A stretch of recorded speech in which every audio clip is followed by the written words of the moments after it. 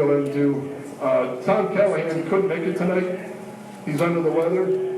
He wanted to make it, but he's not going to be able to be with us tonight. For those of you that have already donated to the back, to the VFW's donation box, the VFW charges are like $350 to like $450 to be able to rent out the hall. They gave the hall to us tonight for free. And as you can tell, it's kind of warm in here. So the money goes towards, new AC and stuff like that the hall needs. So we're going to go ahead and get underway. I'm going to hand the mic off to Mr. Root, and we will go from there.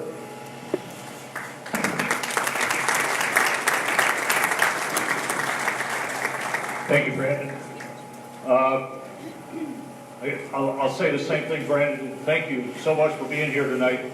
I'd like to welcome everybody on behalf of the VFW and our auxiliary. They're providing the water, the cookies, and so forth. I'm providing the hall without the air conditioning and the sound system. I do wear several hats in the VFW. One of them is legislative chairman. None of them are AC repair or sound system. So hopefully we'll find somebody wearing that hat and get that fixed for the next time we are all here. My job as legislative chairman and as a VFW member is to advocate for our veterans, get them the things that they deserve, and get our legislators in Washington and the State House in Columbus to pass the bills and things that we need. As part of that job, yesterday I was at the State House at a hearing for one of our bills. This morning I was at a breakfast put on by Congressman Anthony Gonzalez over in District 16. So I do take my job very seriously. But tonight I'm doing a different part of that job, and that's to help my community and its citizens, all of you, to be better informed so that we can improve and have a great community to live in. We are part of it just like you are, and we want a good community, and this is one of the ways we can do that by letting everybody find out what our potential legislators, office seekers are going to do for us, and so that you can knowledgeably go to the polls on December 5th or November 5th and vote intelligently. Yeah, don't wait till December, please. On the sheet that you got, there are some dates there. Very important date is coming up October 7th. Please keep that in mind. If you are not registered, or if you've not checked recently to make sure you are still registered, Secretary of State scrubbed an awful lot of names off of the rolls from people who have not voted in the last several years, and they have found mistakes of people that have voted should not have been taken off. So double check yours, make sure you're still registered, and do it by the 7th of this month.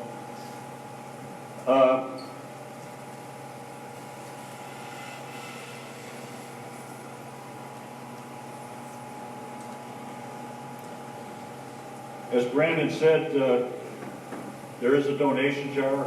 If you feel like you'd like to donate, we'll be glad to put it to good use.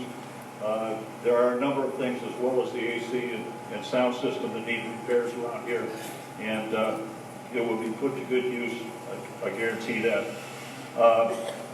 Hopefully everybody will endure this evening in the heat. Now that we have sound, it should be a lot smoother. Before we get going, I would like to ask everybody that's able to and would like to please stand, and we'll do the Pledge of Allegiance, and then we can get started. If you would please, I pledge allegiance to the flag of the United States of America and to the republic for which it stands, one nation, under God, indivisible, with liberty and justice for all. Thank you. I'm going to turn the mic over to our moderators. We have Brad Dickin here tonight and Greg Adams, and they're going to take the rest of the evening walk you through everything that we're going to do, and introduce all the people that are going to be talking to you, and moderate the debate itself for the mayor's position. While they're getting ready to take over, if everybody would please check your cell phones. We would like you to put them in a silent mode, if you would, so that we don't have interruptions. Thank you. And I'll now turn it over to Brad. Brad. We got one?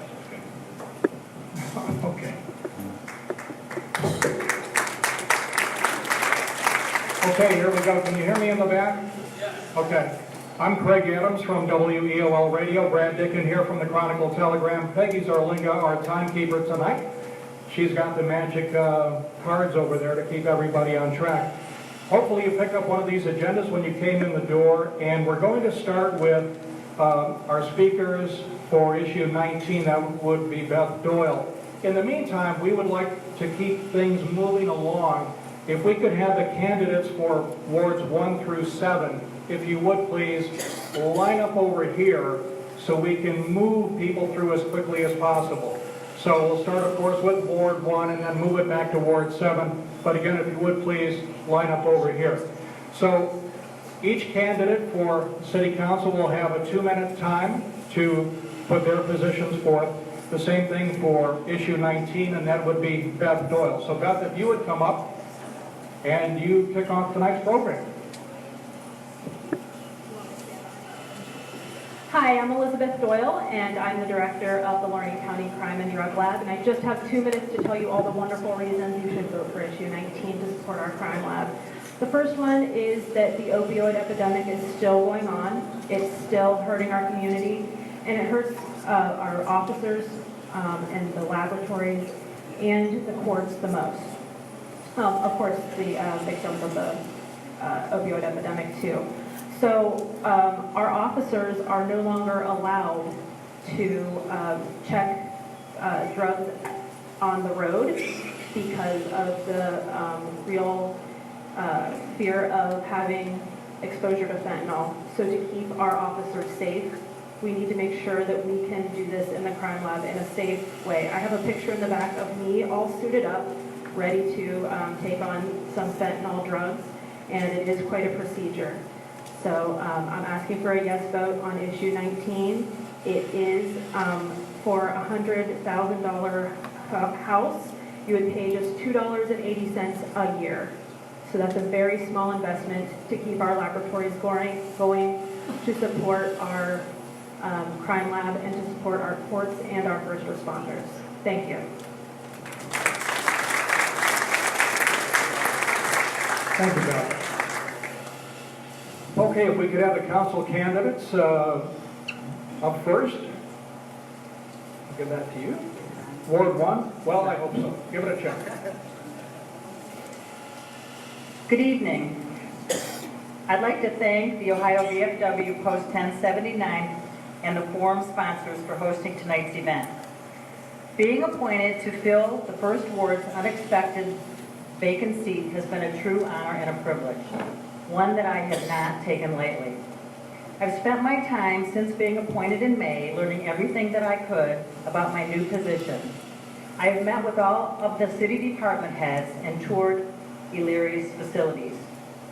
During these meetings, not only did I gain insight into the many ongoing projects the city is involved in, but also the challenges that our community faces.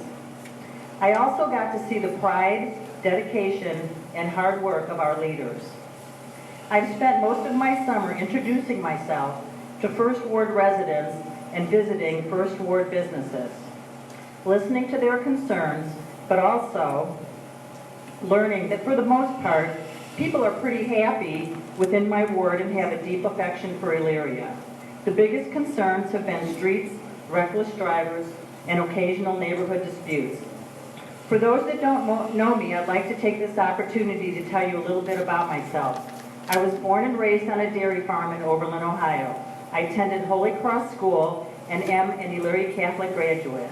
I hold a bachelor's degree from Notre Dame College of Ohio and have lived in Elyria since 1979. My husband, Tom, and I have a blended family of 5 children.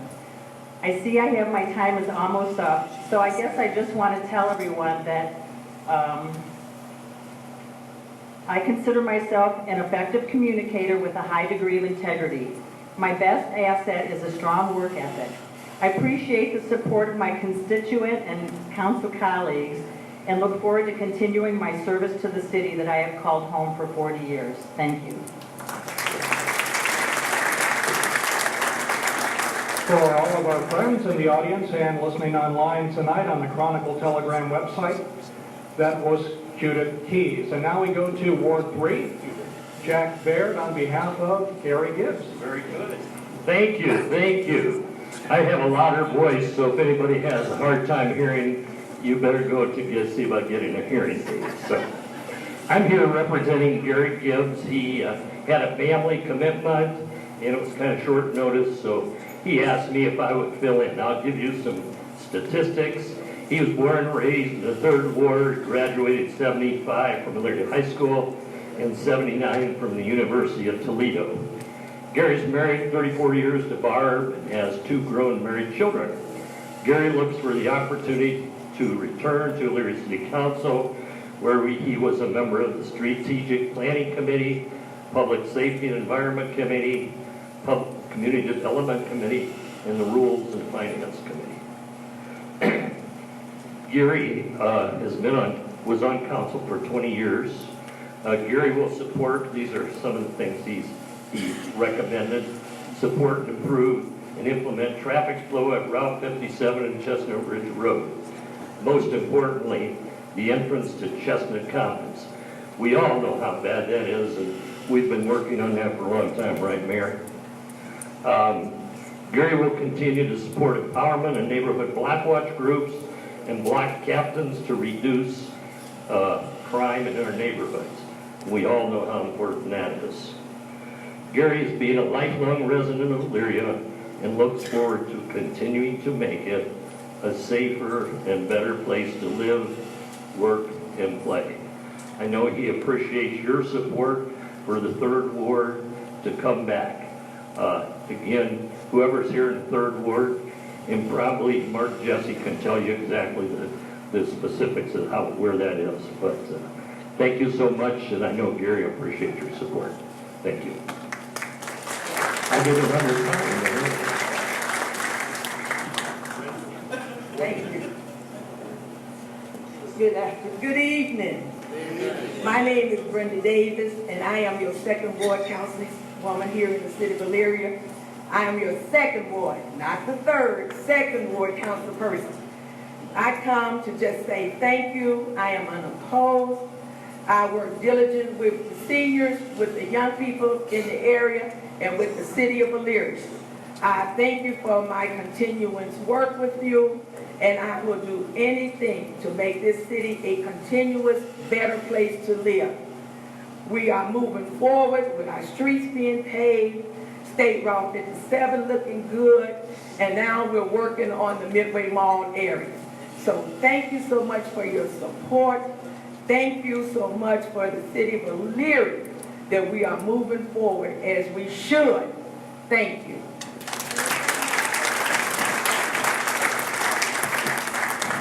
Hi, I'm Mark Jesse. I'm currently the 3rd Ward council person. I've held that position for 6 years.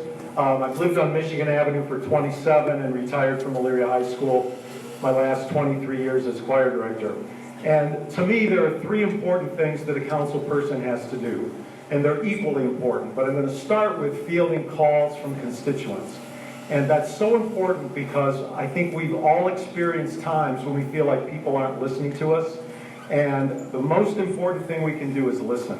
I can't always solve the problems, although there's a fantastic team of people in the city, and I've learned who to go to when I want some help, and we usually can solve those issues.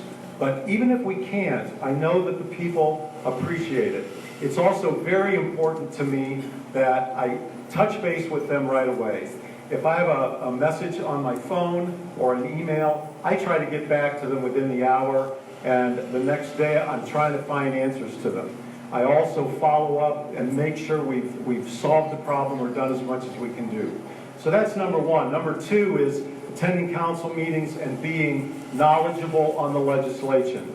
And if that requires additional study, then that's what we have to do. And the third area is kind of nebulous. It's this area where if you see something that we could do to make things better, then let's go for it. And I've been very fortunate to have the support of all of my council colleagues and the administration and all of the department heads. When we've thought of things that we wanted to do that we knew would make it better, then we've just gone ahead and done those types of things. So I appreciate you all being out here tonight, and I look forward to continuing. I love the job of serving the people of the 3rd Ward.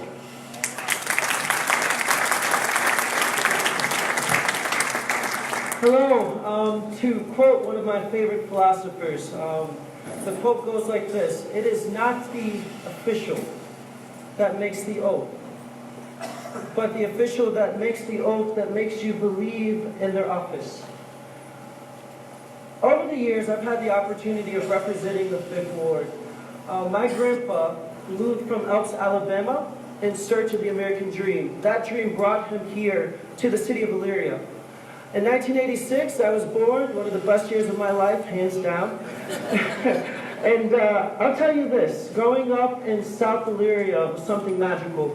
We were surrounded by a community of love and a community that created a space for young voices to be active participants in the process of building community. As a boy, I remember looking over and seeing this man in a suit and tie, get dressed up, and he would make his way to City Hall. His name was Thomas Shores. He served in the Elyria City Council. That piqued my interest, and then I joined Mr. Larkins, who was one of my mentors there. And that encouraged me to continue to be a part of what's happening. Over the last 9 years on council, I've seen a lot. I've cried with families, I've celebrated the small victories, and through it all there's been a lesson learned, and that lesson has been taught all across this nation as one of Oprah Winfrey's lessons learned. And that states this: do you see me? Do you hear me? Does what I say mean anything to you? That theme has carried out all across every conversation I've had with people in this city. They want to be a part, they want their voices to be heard, and they want to know that they matter. Anyone running for office, anyone elected, anyone serving this community, when the question comes forward, the answer should be yes. Yes, I see you. Yes, I hear you. And what you say means something. It matters. It matters to me. Thank you. Again, for those of you streaming at home or in your car, Marcus Madison there. Good evening, everyone. My name is Donna Mitchell, and I am the councilwoman for the 6th Ward of the city of Elyria. I'm unopposed this term, so thank you for that. A little bit about me: I was born and raised in the city of Elyria. I'm a proud Elyria West graduate. I was married for 30 years to my husband Eddie, who recently passed. We have one child, Garrett.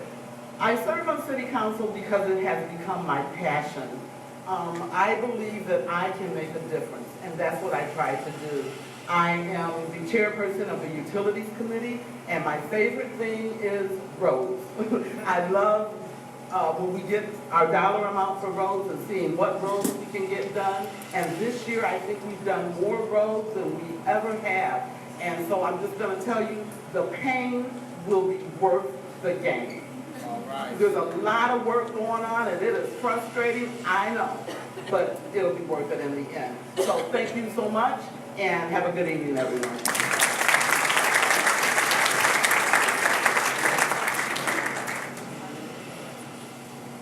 Good evening, folks. Thank you, everybody, for coming, and I want to thank everybody that had a hand in putting this event on this evening. My name is Brandon Bobbitt, and I hope to be your new 7th Ward Councilman here in the city of Elyria. I've been immensely blessed to have the opportunity to gain professional experience as a registered nurse and with many nonprofits in the past 10+ years. I've had the unique opportunity at a relatively young age to have experience in managing budgets, individuals, solving complex healthcare and social problems, and most importantly, I've learned the value of active listening and collaboration. Throughout this, I have learned the value of hard work, integrity, diversity, and excellence. In light of these experiences and values, it is my view that communities operate most effectively when council members are not only focused on improving law, but more importantly, focused on improving our culture. Elyria is a great and proud community, which faces many challenges. I like to think of them myself as opportunities for improvement. I am focused on bringing unique and fresh generational view to the City Council. I want to focus on things that will affect us long term and will help us improve as a community. 3 areas I firmly believe will improve our community and culture in short and long term are improved transparency, community development, and sound budgeting. To accomplish these goals, I will work with other members of council to have all public meetings broadcasted, and I personally pledge to have quarterly town hall style meetings with all the residents of the 7th Ward and any others that would like to attend. This has the potential to improve trust and collaboration with residents, community leaders, and small business owners alike. As a result, I believe numerous opportunities to further develop our community will arise from open and transparent collaboration, whether it's improvement in parks and recreation, infrastructure, or attracting new business.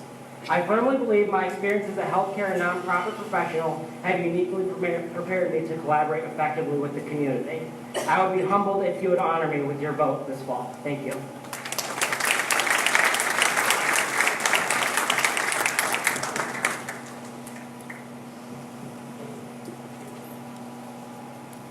Good evening, and thanks everybody for being here. Jack Sarah, current 7th Ward council member.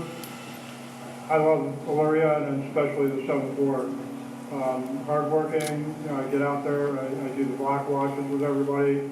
I was born and raised here in Elyria. Raised 2 great kids that grew up through the Elyria City Schools. Now we have a couple of grandchildren.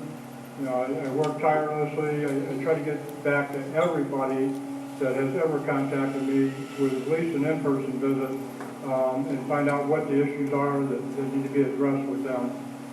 As going forward, I will continue that.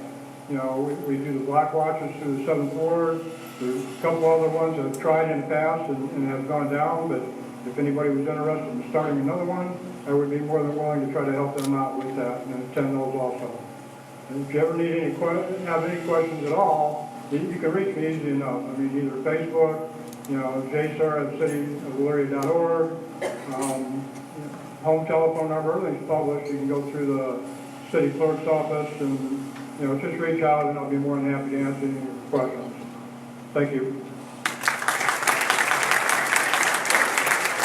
We can have the candidates for at-large come on, starting with Jeff Baxter, I believe, is first on the list. You gotta wait, Jeff. And we could also have the law director candidates and the candidates for Elyria Municipal Court Judge. Get up there on deck, please.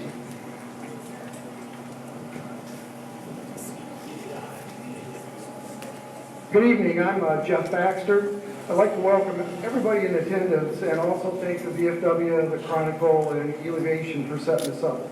I think this is absolutely marvelous. I've been an Elyria resident for over 38 years. Through the years, I've been a volunteer and board member with a number of organizations, including the Salvation Army, the Elyria Hospitality Center, Lorraine County Urban League Guild, Sleep in Heavenly Peace nonprofit, and a number of other organizations that I give time to occasionally. Giving back is something I strongly believe in. Many times we have a choice to make. We can either be part of the problem or we can be part of the solution. I want to be part of the solutions for Elyria. A couple of years ago, I spoke at City Council and pushed for City Council minutes to be put on the website. And the second thing that I pushed for was to get some public awareness of Issue 6 expenditures. At that time, I worked with a sitting City Council member, and we were able to get some sessions out there so that we could get that information out into the public hands. So what will I do for Elyria? I will advocate for an economic director position and a small business liaison position. I don't want to talk about bringing jobs here. I want people to have a job to bring jobs here. It needs to be number one. We need somebody to be an ambassador for Elyria, to go out and sell Elyria, okay? In addition, I believe that the town hall sessions that a former 4th Ward councilman used to have need to be brought back. It's key that we have a communications mechanism between citizens and city council other than just the meetings. I will work hard to communicate with residents, to be responsive to requests for assistance, and be a responsible council at large person. Thank you very much.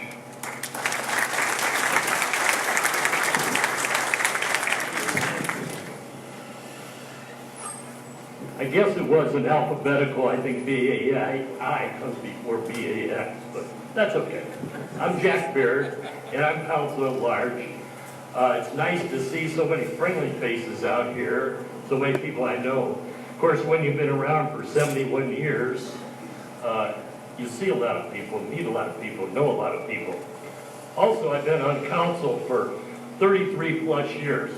Some people ask me, says, why do you do that? How would you do that so long? And I said, well, it's pretty easy. I care about Elyria. I try to make the right decisions together with the administration and other council members. And I think generally we come up with the right decisions. There's always exceptions, but I think more often than not, we do the right thing. I think that as we move ahead, finances are always a concern. The passage of issue 6 by you all of us, has made a big difference in getting streets paved and what am I going to say? No. The recreation department and so on. Economic development, we've made a lot of headway. And looking forward to that in the future, I think we're going to make a lot of headway. I think we need to make some improvements, but I think overall things are moved the right way. I'm not sure we need to. I appreciate all of the other council people and administration we have. Very cooperative, very supportive of all the things we do, truly. There can be exceptions, but I mean, most of the time, we're making headway, moving the right direction. And I appreciate your support as we move forward into this election. Again, Jack Baird, Council at Large. Thank you.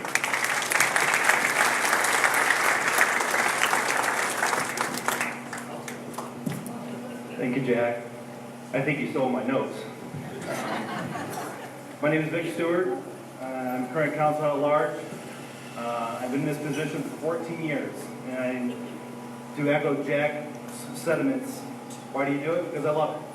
I'm an Elyrian. I was born and raised here, obviously. And I have 3 sons. I'm married to my wife, Lynette, for 30 years. And I've known nothing but Elyria.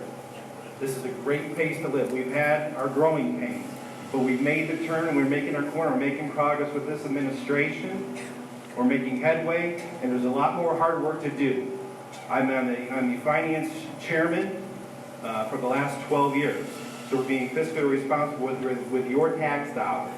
That's what you elect us elected officials to do, to be responsible and be effective with your tax dollars. We've been proving that with issue 6 that we've thankfully, with your help, we've done the streets, we've done the police, economic development, like Jack has said. We're making progress and we're doing it. There's a saying, continuous improvement is better than postponed perfection. And that's what we are doing. And I thank you for your support in the past. I ask you for your support moving forward here in this election because I want to be a part of this movement like everyone else has said. There's a common thread here. Everyone wants to see this city succeed, and we are. We're making this great again. I appreciate your time, and good luck to all the candidates. Thank you. Next up, the law director candidate, starting with Ms. Holly.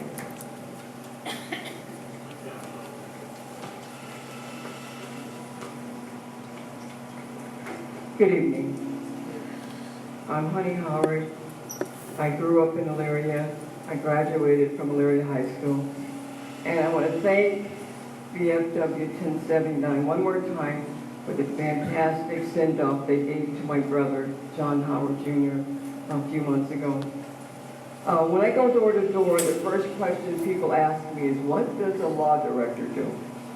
The law director's duties are listed in the Elyria Charter in Article 7. They're very serious responsibilities and include both criminal and non-criminal matters. A few of the non-criminal duties include advising City Council regarding legislation and advising the finance director who handles the city's money. On the criminal side, the law director is the city prosecutor in charge of all the criminal cases that come through the municipal court. The law director must have experience and must know the rules of criminal procedures and evidence for adult criminal cases to properly supervise the staff prosecutors who handle arraignments, bench, and jury trials. In my opinion, being city prosecutor is the most important duty because it affects the lives and freedom of our loved ones. If the law director messes that up, then folks can be wrongfully sent to jail and their families will suffer. I have been an assistant prosecutor for 23 years and I know my way around the courtroom. And I have the skills and experience to do the law director's job as I demonstrate in my book, A Million Prosecutor Mistakes, or analyze and explain in detail what went wrong in the trial of Trayvon Martin's killer, George Zimmerman, who was set free by a team of prosecutors who really blew it. Way back in 1982, I began my career working with my dad. And to sum everything up really quickly, because my time's up, I served as a magistrate for 4 years. Then I was an arbitrator for U.S. Steel. And I started my career in the law director's office in 1995. I'm sorry, lawyers have a hard time keeping things short. But anyhow, thank you for your time, and please vote for me as your next Elyria law director. Thank you.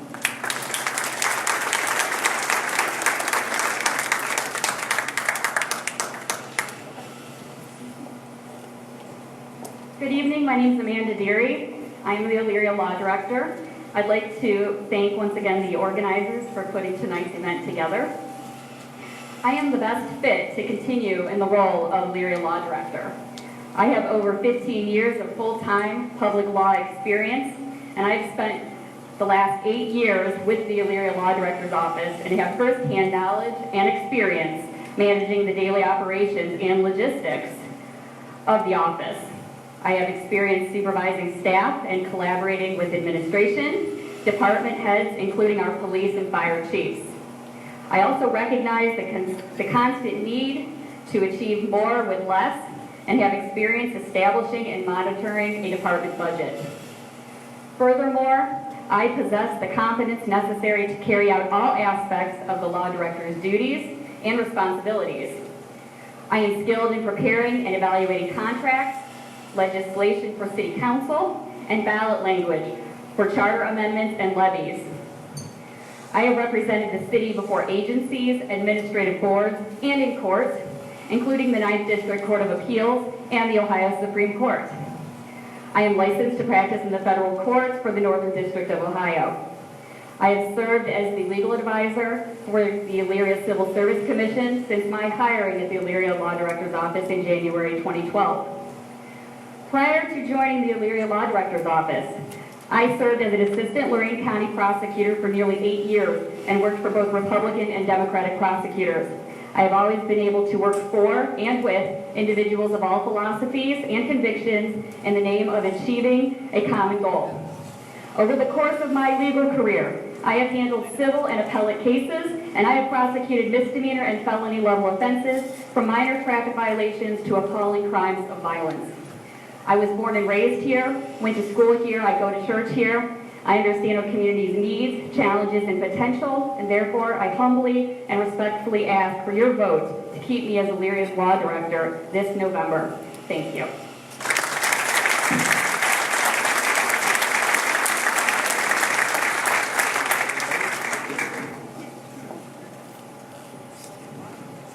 Good evening, and thanks for the introduction and the opportunity to say a few words tonight. Once again, my name is Paul St. Marie, and I'm the Democratic nominee for Judge of the Elyria Municipal Court. My father once told me that one of the things he admired most in his speech was brevity. So I try to honor my father whenever I can by keeping my remarks short. I was born and raised on the south side of Elyria. Big shout out to the south side. The third of 8 children. I have 2 brothers and 5 sisters. My mother was a stay-at-home mom. We didn't have much growing up, to be honest. But my father, who started off as a factory worker at the Rich Tool Company, provided for us the best way he could. I know it wasn't always easy, but as a child, I recall always having enough to eat. I know this because whenever I asked for seconds, my father would always tell me, no, you had enough to eat. I met my wife, Maureen, when we were both in high school at Elyria Catholic. We recently celebrated our 35th wedding anniversary. We have 3 adult children and 1 adorable grandson. I have to give a quick shout out to his other grandparents who are also here this evening. And if you follow me at all on Facebook or Instagram, you know his name is Ben. I attended Bowling Green State University and graduated in 1978, and Cleveland Marshall College of Law, graduating in 1981. My first job after graduating from law school was a full-time position as an assistant prosecutor for the city of Elyria. My first courtroom experience of any kind was in Elyria Municipal Court. It was where I was first exposed to judges, police, victims, and criminals. The position was great job training. I was literally thrown into the fire. I went from the classroom to the courtroom with little transition. It was both exhilarating and worthwhile. After two and a half years, I left the prosecutor's office, married, and began working at the law firm of Brzezinski and St. Marie. And although I left the prosecutor's office, I continued to represent individuals in Elyria Municipal Court and throughout Ohio. The Elyria Municipal Court has always held special meetings to me. I don't think a week has gone by in the last 36 years where I haven't represented someone in Elyria Municipal Court. Over 36 years of participating in practicing in municipal courts, representing thousands of clients all year over, has provided me with the requisite and necessary experience to be your next Elyria Municipal Court judge. Thank you, and I apologize for the few seconds.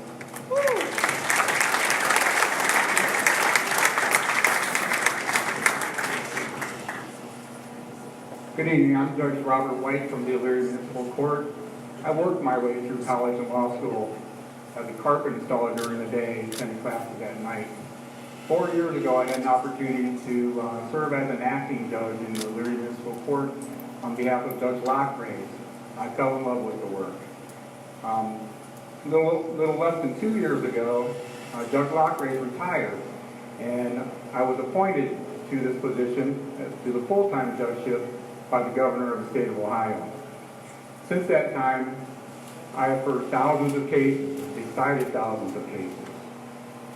I've earned a reputation as a firm but fair judge. We've established new programs, such as the first municipal drug recovery court in Lorain County, a driving under suspension program in which we help people get their driver's license reinstated and make sure that they have insurance so that they are responsible financially when they're behind the wheel. Prior to becoming a judge, I spent 26 years as an attorney practicing law, representing families, public entities such as Elyria schools, and some of the area's most prominent employers in federal courts, state courts, and administrative agencies throughout the area. I served 12 years as a Carlisle Township trustee, 2 terms as president of the Lorain County Township Association. I've spent most of the last 30 years representing you on nonprofit boards and public boards throughout the area. I spent 18 years on the Elyria Hospital Board. I served on the Alcohol and Drug Addiction Services Board. In the mid-1990s, we started an entity known as Lorain County Drug-Free Youth to help students at Elyria High and Elyria West stay off drugs. I love my job. We're doing good work. I ask you to keep Judge Robert White as judge of the Elyria Municipal Court. Thank you.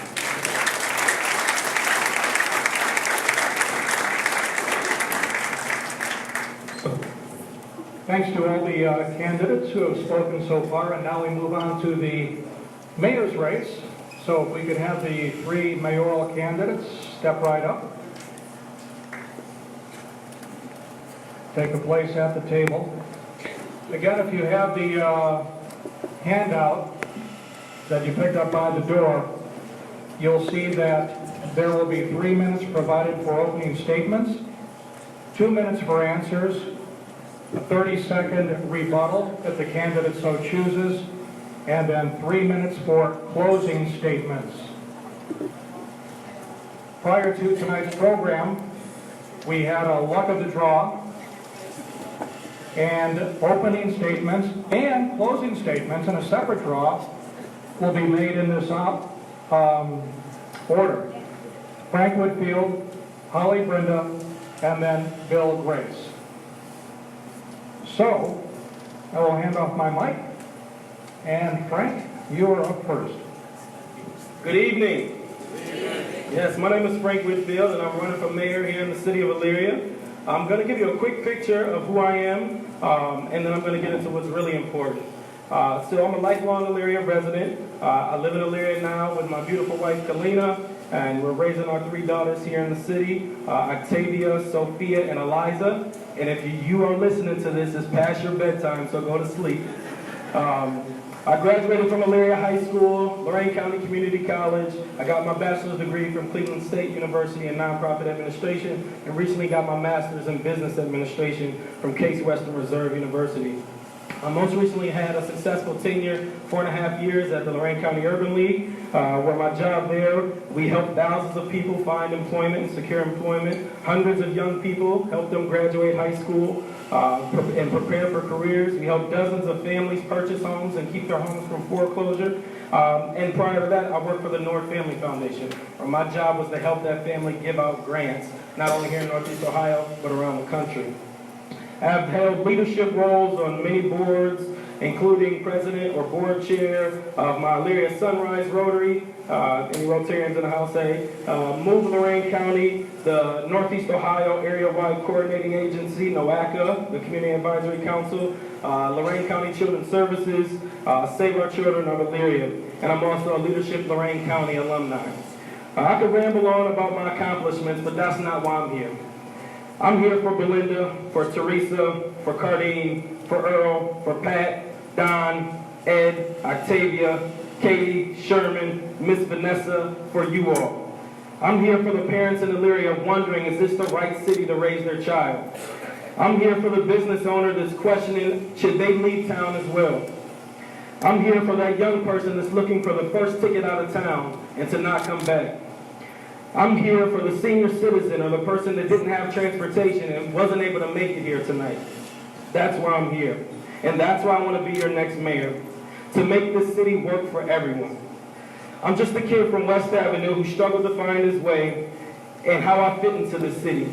But through faith, community, education, and service, I stand before you not only as a leader in this city, but as a leader in the state and around the nation. I've chosen to put all my skills, energy, relationships, everything that I have, I've chosen to stay here and invest that into this city. And I humbly request your vote November 5th for me for mayor for the city of Elyria. Thank you.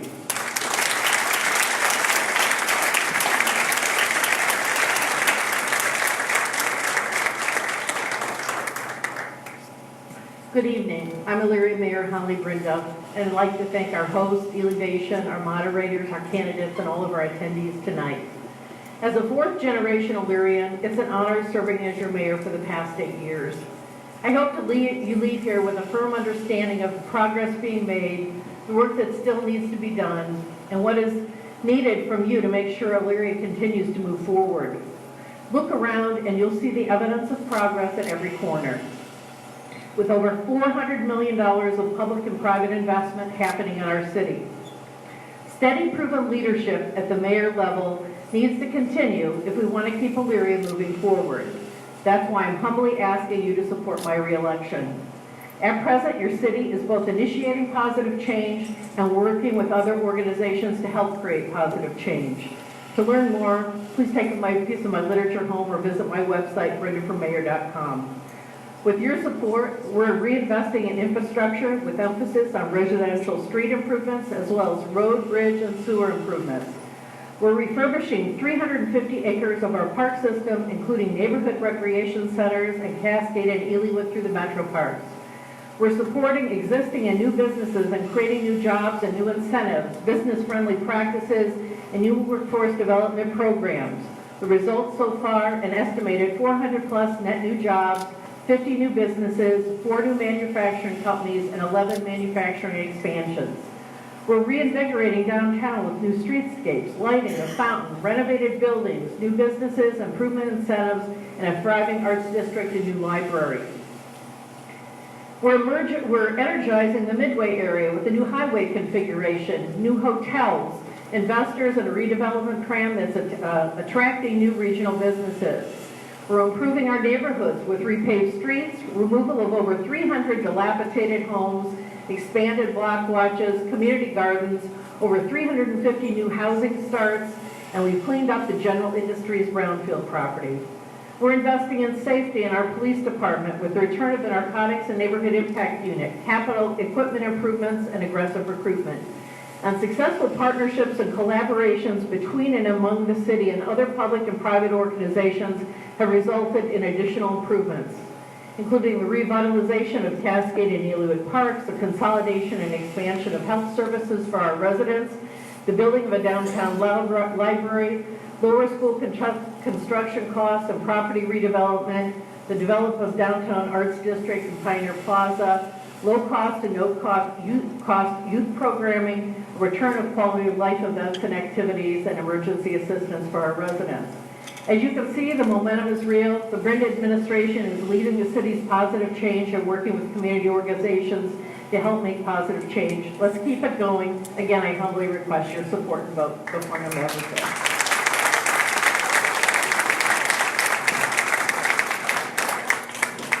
Good evening, everyone. It's such a joy to see a room full of people that just love Elyria. And I want to thank the VFW that's here, that's sponsored here in Elevation. Thank you for bringing us all here together tonight in the Chronicle Telegram, WUL, for your role in this important evening. We're all here again because we love our city. And there's a lot at stake in this election, we all know. Elyria has been, we've been struggling for some time. We're an older industrial city that exploded coming out of World War II. We had massive growth in the 50s and 60s, and we've not aged well largely in those times since. We've made modest progress here and there along the way, but on the whole, we are in a state of crisis as a community. I think that is emblematic in the fact that we all have, as much as we love our city, we're all recognizing we have friends, neighbors, relatives who are leaving Elyria on a regular basis. And we have major companies that are leaving Elyria, going for neighboring communities. In the entire history of Elyria, we've had four major companies leave Elyria for a neighboring community. 3 of those have been in the last 5 years. 4 in the history of the city, 3 in the last 5 years. We have a major issue to deal with, and I hope we can talk about some of those fundamental changes, investments as a community that we must make Elyria the best city that we all love and want our neighbors, friends, and family, and children, and so on, to stay and live in Elyria. Thank you.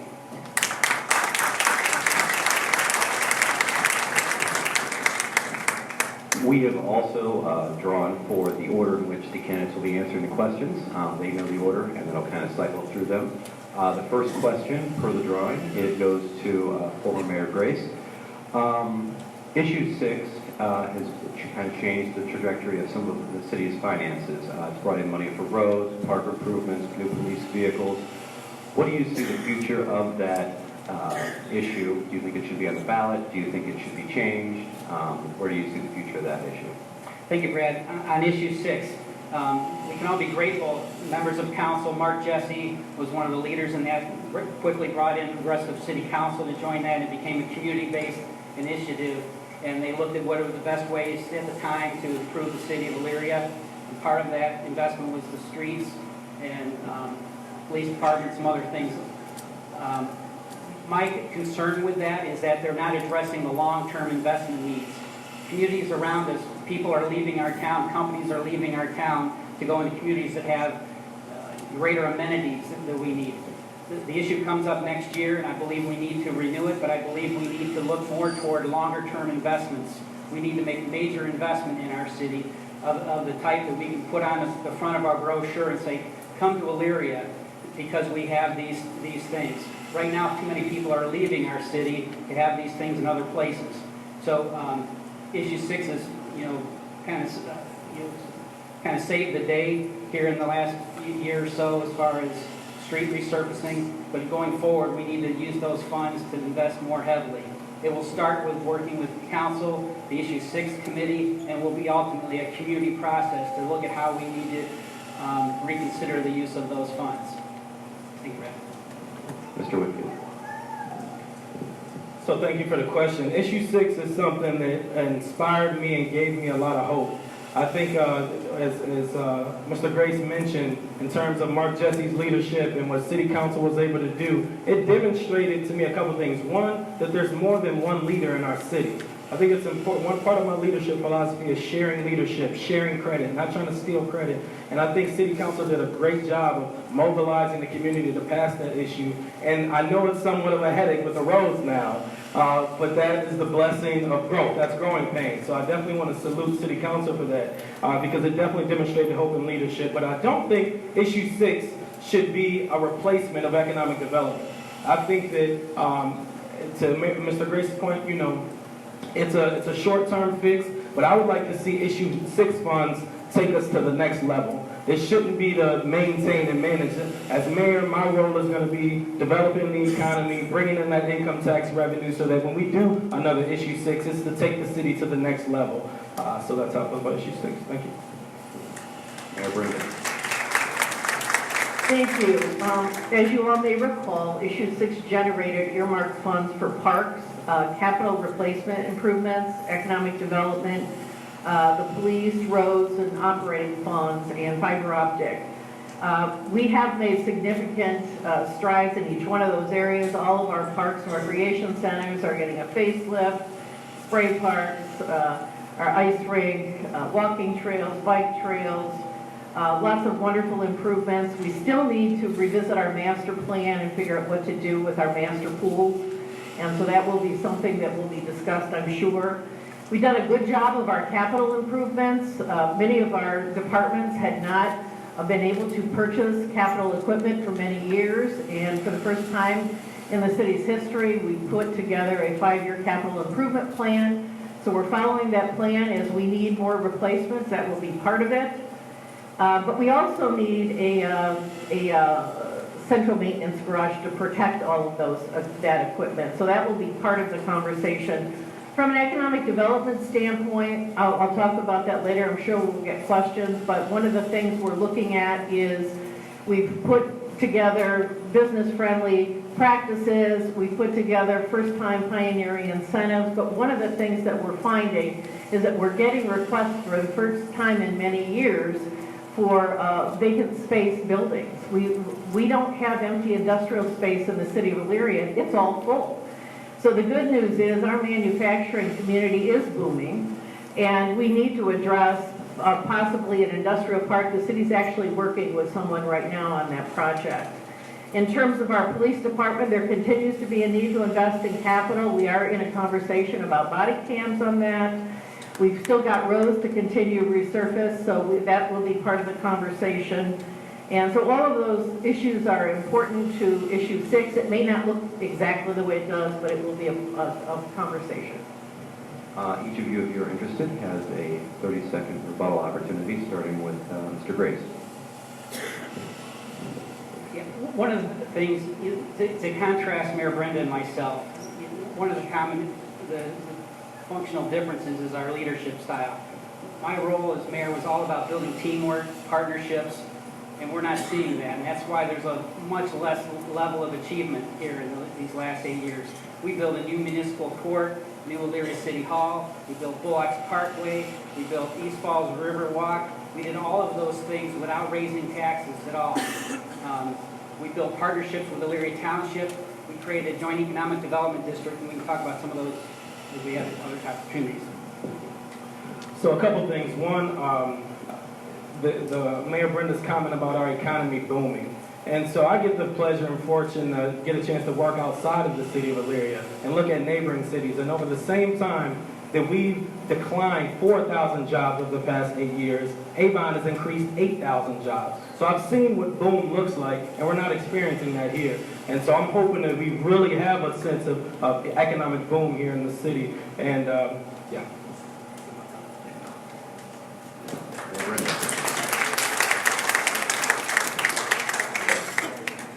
Well, I I can tell you that of our 80 manufacturing companies, small, medium, and large, most of them, especially the larger ones, are having difficulty filling entry-level positions. And that's one of the reasons that we started the Elyria Works Now Workforce Development Program, because we have room to give more people opportunities into those entry level. We're looking for folks who are unemployed or are underemployed, and the program will actually be expanding next year. We just met with major leaders of industry last week. And I'll stop. I'm told.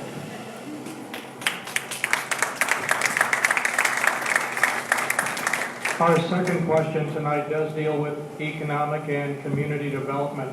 If you could share your vision, your broad-based vision for that, with a specific focus, though, on the downtown area and Chestnut Commons as a rather booming area.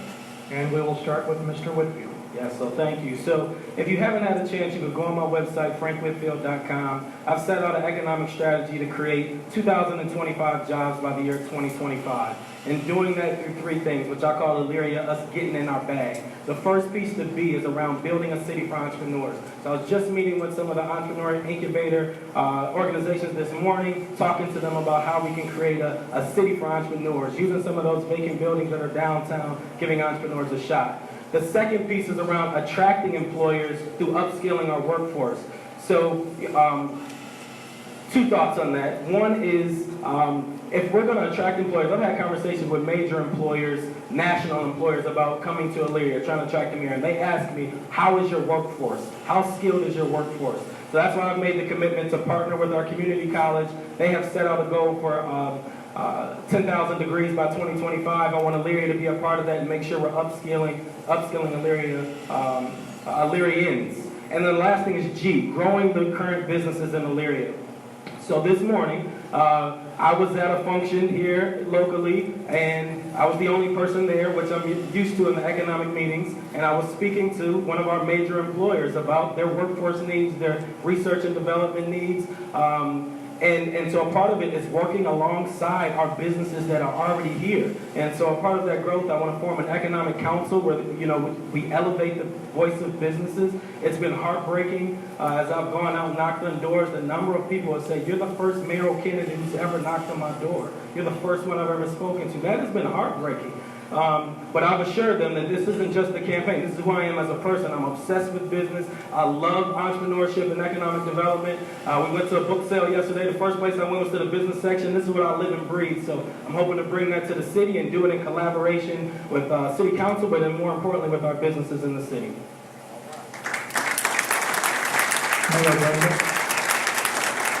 I think the question was specifically regarding downtown and Chestnut Commons, so I'll go directly there. Downtown, the city did some planning with Jumpstart Elyria. Some of the things that we've been able to do so far is we've created a community improvement corporation in Elyria, and we know through research that one of the best ways to get more feet on the street in our downtown is to have a downtown library. Our Community Improvement Corporation, with the city's support, stepped in, and we helped the library acquire a number of sites to be able to assemble to build our new library, which we know is a catalyst for further development. It goes next to our Arts Council. Down the street from there, we've created a federal opportunity zone. We've got a new brewery going up. We have another restaurant going up across the street from the Elyria Arts Council. The building was just purchased last week. We have a party center opening up before the end of the year. And we have more niche businesses, additional office space, and the extension of our arts district happening. So you could expect to see 9 of the most challenged buildings in downtown have been purchased by individuals who are in various stages of development. In terms of Chestnut Commons, the city annexed in 36 acres to be able to help manage the traffic. A lot of folks don't know, but Chestnut Commons, that intersection, was under the jurisdiction of Eden Township, so we stepped in to try to help. As you may have read, we are creating an additional Broad Street connector that we believe will help cut down on traffic, but also create some additional opportunities for our community. So we're on it. Mr. Grace. Greg, I believe your question was economic development in general, specifically with downtown and Chestnut Commons.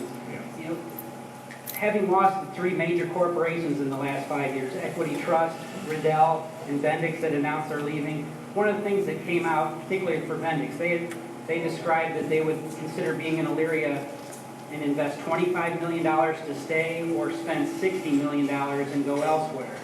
You know, what that should tell all of us is that money is not the major issue there. The issue is the quality of our communities. And we need to invest significantly in the quality of our community.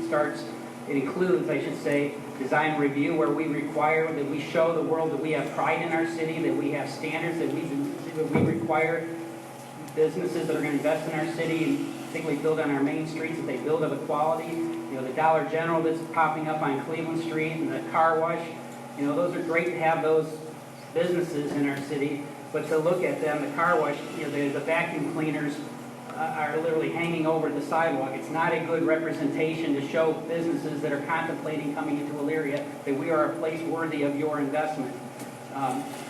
While I was mayor in downtown, we had, in that 12-year period, we had more investment than any time in any 12-year period in the history of the city, $250 million worth of investment. I would say, not to be presumptuous with the issue 6, again, I need to emphasize that would go through the committee of issue 6, community as a whole, but we need to repurpose those funds to make major investment in different places in the city, but primarily in the downtown, so as to be a catalyst for other things that would take place. Thank you. 30 seconds for a follow-up if you wish. First, Mr. Whitfield. Yeah, so to speak specifically around downtown and Chestnut Commons, you know, my office when I was president of Urban League was downtown. I got a chance to see the day-to-day traffic. I think that's an entrepreneur's dream. We have over 10,000 people that are coming downtown every day to do business either at the courts or at the county administration building. It's a great opportunity, but there's a couple challenges. One was parking, which I'm going to fix the parking situation, and the second is marketing. The last point is Chestnut Commons is our second opportunity to get retail right, and we can't mess it up this time. It's our chance to get it right. Mayor Brinda.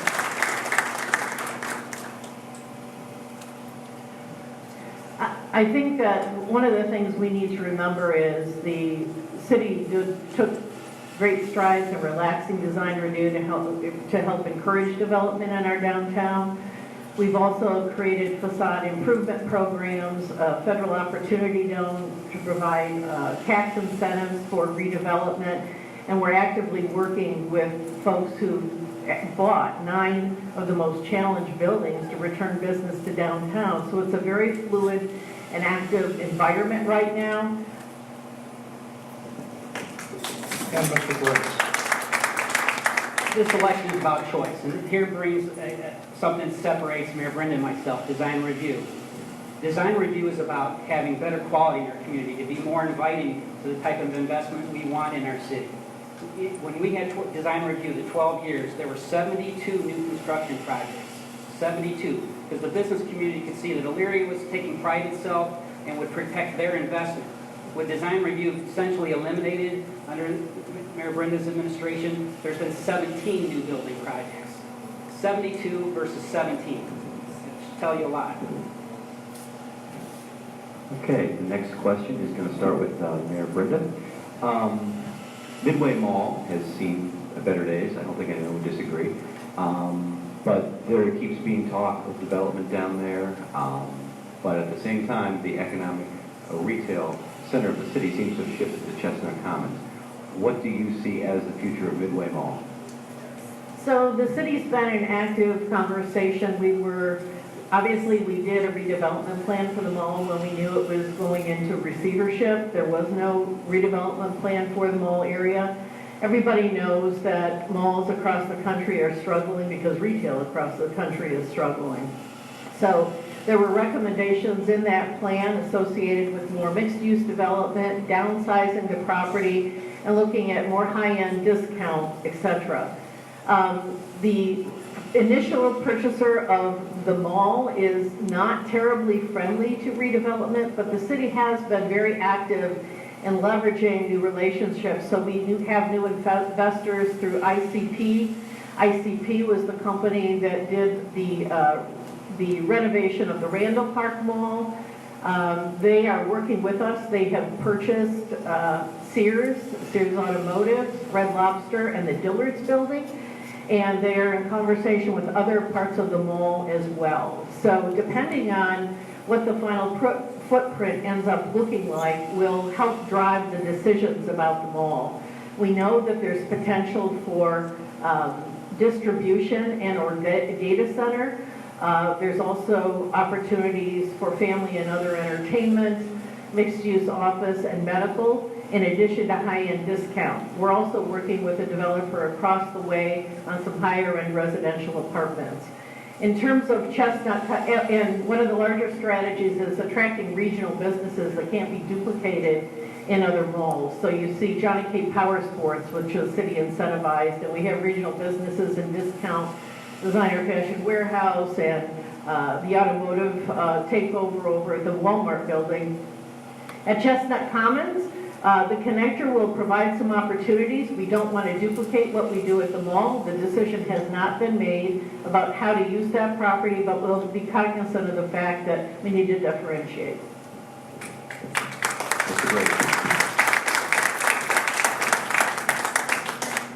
Again, this is a choice.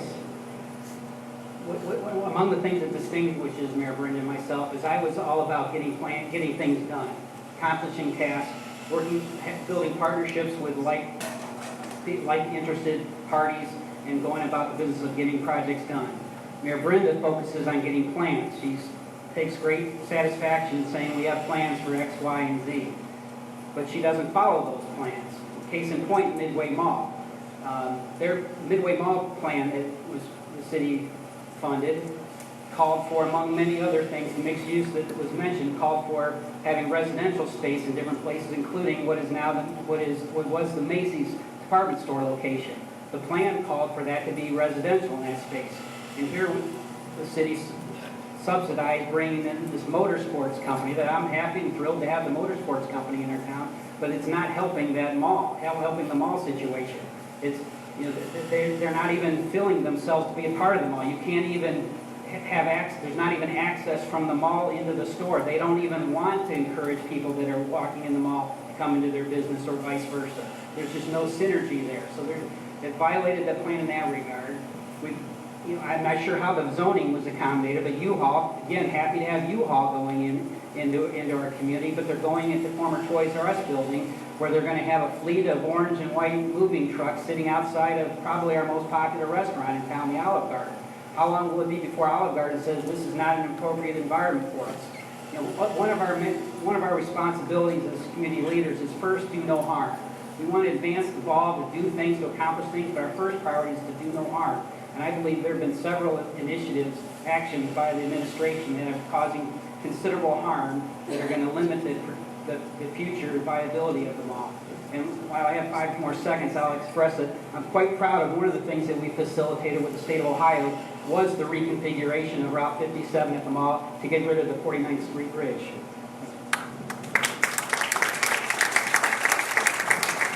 So the Midway Mall is near and dear to my heart. My mother worked there for over 20 years, and when the mall went south, her business she worked at closed. That's why I released my economic plan at Midway Mall. To talk about some of the fundamental differences between me and both candidates, the first is I'm the type of person that I hope to inspire the city for us to lead and not wait. It broke my heart again when I heard that the city watched our mall be auctioned off online for $4.25 million, the same price of a road in the city. Our most precious piece of real estate we allowed to be auctioned off. As mayor, I would have talked with council, got the approval for us to be in competition and try to take ownership of that property, to have control of our destiny. The second difference between me and Mr. Grace is about his vision. I think he's somewhat given up on us being an economic engine for this region. He talks about flipping it from commercial to residential, 70-30, in terms of right now the makeup. I believe we can still be an economic engine. You don't get to 80 and 90 intersections like that throughout the state. That's a gem for us to have as a city, and I think we should leverage that for economic purposes. I've already had a conversation with one of the largest fulfillment centers in the country. You can probably guess who. We had that conversation back in May about the data centers, about the fulfillment centers, about the about the web services that they have. And again, it was about, can you upskill your workforce? Can you work with it? And I said, yes, that is definitely going to be one of my commitments. I've connected nationally to these companies, and like I said, I want to use my relationships and connections to market this city and bring folks here and let them know I'm going to be a partner in helping them win.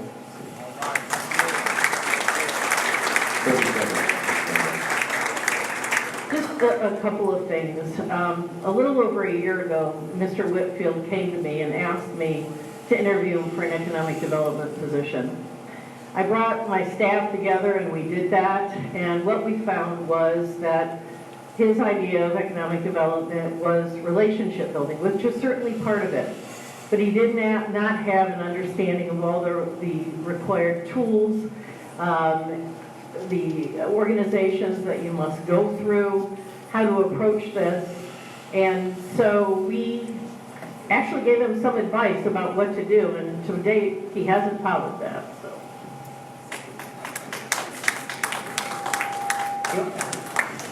Last 30 seconds on the mall, I would say, yes, I do believe part of the issue with the mall is there's so much competition for it in terms of retail. And right now, it's generally speaking, it is 70-30. 70 retail, commercial, about 30% residential. And I do believe a better strategy is to focus on more residential. It could be a very high-end residential area that has access to the islands, to downtown Cleveland, and that could be a major generator for us. And philosophically, I would say our best play to be attractive to business and industry in our community is to be a quality place to live. That's what needs to be our focus.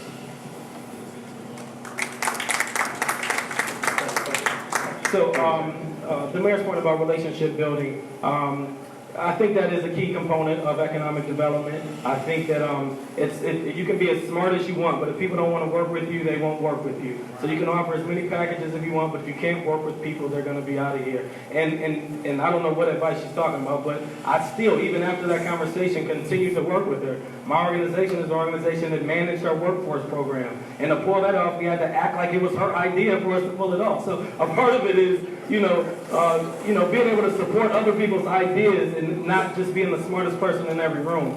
And I'm committed to put smarter people around me and be committed to learning. So.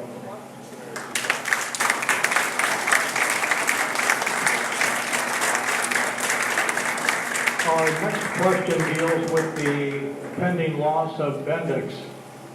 Back in the day as a reporter, I remember when the Fisher Guide plant closed. And the workers there marched from the plant down to Ely Square for a rally. And the impact was felt greatly by the city back then. Now, we have Bendix on the move. The question is, how can or should the city deal with the pending loss of tax revenue? And that question goes to Mr. Grace.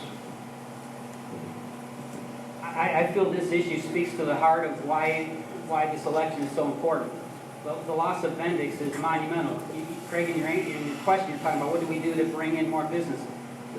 The highest priority of any economic development strategy is to protect the businesses that you have. Keep the businesses that you have, help them to be more successful, to grow. That's where 80% of new jobs are created. Existing companies expanding. As I said in my opening remarks, in the history of our city, 4 major companies have moved to a neighboring community. We've had those that have gone to Mexico, gone to South North Carolina and elsewhere, but only 4 have ever moved to a neighboring community, 3 of which in the last 5 years, Bendix being the last one. The mayor, it's very rare. She has had 5.5 years to try to turn that around and keep them here. It's very clear. She's thrown tax abatement at them. Their decision couldn't be more clear. They're not looking for money. They're looking for a quality environment. Our funds, issue 6 has been passed in the meantime. There are funds available at this moment, have been for the last 3 years, to invest in improving that immediate environment around Bendix. Do a major streetscape of Cleveland Street, not just a rehab that's being done, but a major streetscape, helping to facilitate the acquisition of the property immediately to their west, cleaning up the properties across the street. These are funds that the city, for the last 3 years, has had the resources to step in there in a major way and protect one of our very largest employers, $1.5 million of income tax revenue per year to protect, not to mention the growth that will likely ensue. So we've got to make our city a better quality of place.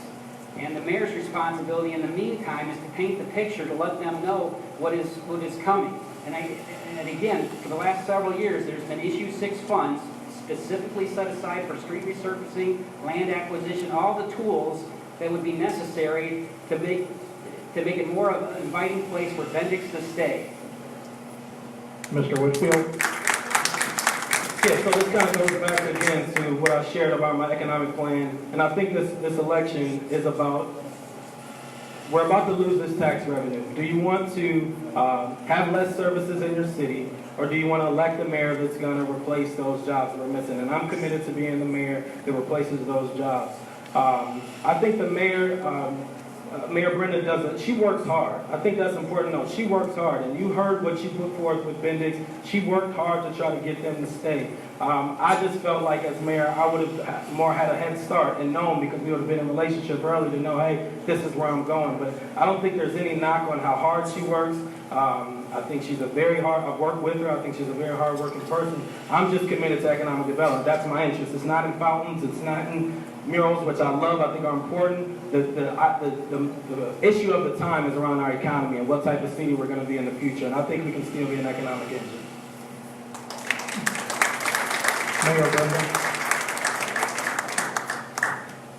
So just to be clear, during the Grace administration, there was industry loss as well, but even more clear, in looking through our files, there was never a time when those industries were lost that a counterproposal was presented to them in writing. And the city of Elyria presented Bendix with a proposal, a very aggressive proposal that would have actually paid for more than half of their plant relocation.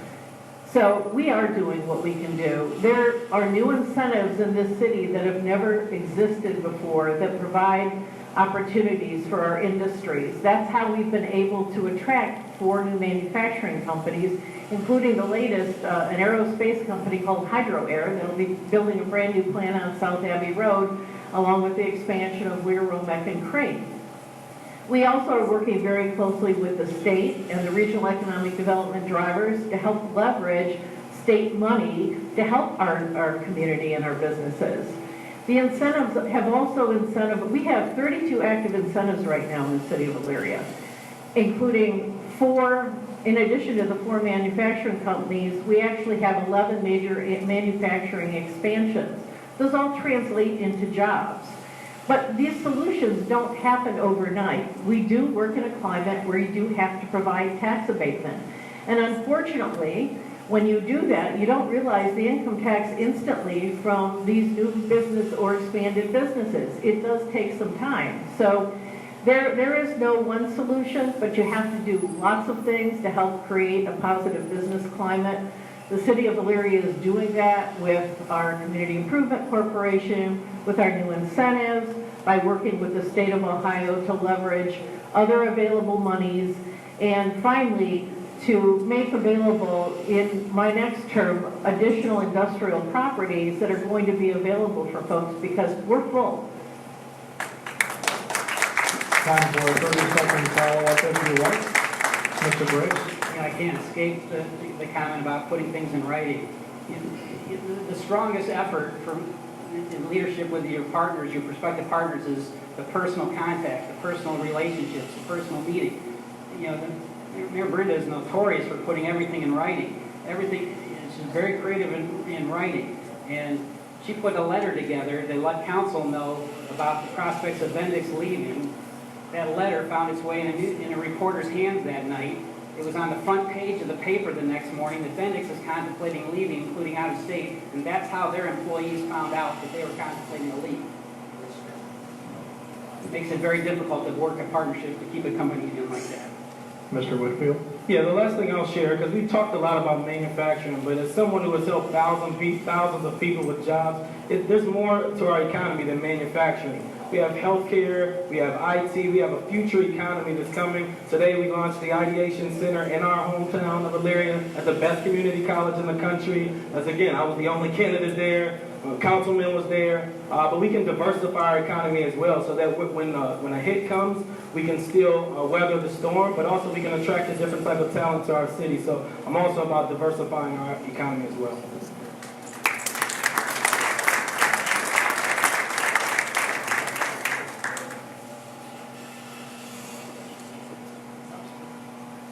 Did you have did everybody get a rebuttal there? All right. The next question is going to deal with, over the summer, there was a fatal police shooting. That case is still under investigation, but it did raise several questions in the community. And one of the biggest ones is, why does the Elyria Police Department in 2019 not have body cameras? And this question begins with Mr. Whitfield. So during my time at the Urban League, we spent a lot of time on police and community relationship building. We did it in the city of Lorraine. We initiated some conversations. Now that I think about it, there were some roadblocks in the conversations we had here in Elyria. But I'm all about building police-community relationships. And I think one of the other stark differences between me and the other candidates is I'm a leader first. No matter where I go, I end up serving and leading. And so when that incident happened, I was on the scene. I was there to talk to the police officers, there for the community, and I saw what could potentially happen because there wasn't leadership there. And I called the councilman, I said, hey, we need to bring people together so this doesn't tear apart our community. We coordinated, worked with the church, brought people together, had a community conversation with the police, kept us working as a community together. And I think that's what I'm about as a leader, keeping us together, bringing us together to get things done. I guess I'll use my rebuttal for when they come, but I just found it unfortunate that it became politicized in a way that people, neither one of them showed up. And during a time where leadership was needed, they were nowhere to be found. And as a community leader, that was tough, but we were able to navigate it with cameras in our face, police right there, community who's outraged. We were able to navigate it because I believe I'm the type of leader that's able to handle those situations. But more importantly, start to build those relationships between the police and community so when something does happen, we remain together. Mayor Brinda. Well, regarding the police shooting, one of the things we wanted to make sure of is that we had a third party do the investigation, because we wanted to be fair and impartial. And so we enlisted the assistance of the Lorraine County Sheriff's Department. In terms of how we've been dealing with, we haven't, by the way, received that report back yet. So the city of Elyria doesn't have any more information than anybody else has on that, and that's been done by design. But beyond that, it's interesting. Leadership comes in different ways, and I have met with community leaders about this subject a number of times. It just hasn't been on the front page of the newspaper. I don't seek that type of publicity, and I didn't think that this was the type of situation that should be politicized. I think it's a very serious thing when not only someone loses their life, but it involves so many people in our community. So I do think that we continue to learn as a community. Do I think body cameras, it's been my recommendation to look at body cameras. In fact, a referral is almost 2 years old. We're looking at the capital funds that are available in issue 6. The one thing that we do have to remember is that if we go the direction of body cameras, we also have to be able to afford the records management of all of that, because it creates a lot of information that must be managed by the Elyria Police Department. So it's a conversation that we continue to have. I'm hopeful that it's resolved. Possibly we have some capital money for next year, but we need to make sure we have the money to be able to sustain the commitment, and that will require some additional funds beyond issue 6.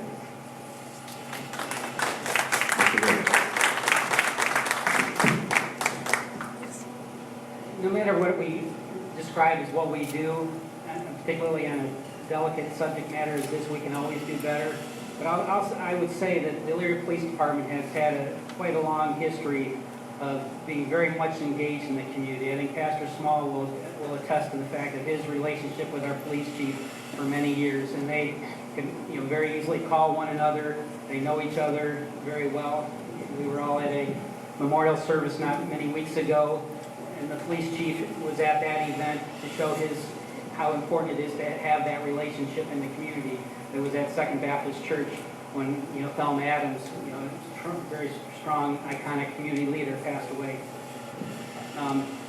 But we certainly need to improve upon, we can always improve upon those relationships. But community-oriented policing is a strategy that needs to be emphasized so that police officers spend more of their time. Those things are done. We've been doing those for a number of years. It needs to be expanded upon. But to finish up on the body cameras, it's absurd, really. The city of Elyria has financial resources through issue 6. The mayor's now telling us it's been referred for 2 years now. I mean, this is not a Elyria type of a decision. This is a national. This discussion has been well vetted across the country that body cameras are an exceptionally important tool for transparency, accountability, and to make sure police officers, and it protects both sides of the equation. The fact that a police officer has a body camera, it protects their interest and their ability to understand things. I think, Brad, in your question, you spoke about the shooting specifically on Fuller Road. I think one of the things that helped make that less of a traumatic or less of a controversial event between the police department and the community is that there was someone who was live streaming that on Facebook. And I think people could see that the police officers acted with great care. 30 seconds, Mr. Whitfield. Sorry, the last point. Yeah, that was exactly what incited people was the video. But I'm glad to hear about the body cams. That's really good news. And the whole piece about being an opportunist and publicity and being on the front page of the paper. But, if you know me and have worked with me, you know this is who I am as a person. When Charlottesville happened, we brought the community together, had a community police dialogue at Pastor Small's church. When in 2016, during the polarizing election at the Urban League, we brought people together, police, community, brought Dr. King's daughter to a church in Lorraine. We did that. I have a great relationship with Chief Whiteley, and I plan to continue to work in partnership. And the question is, who's the leader that's going to be able to bridge that gap between community and police? I believe I'm the one.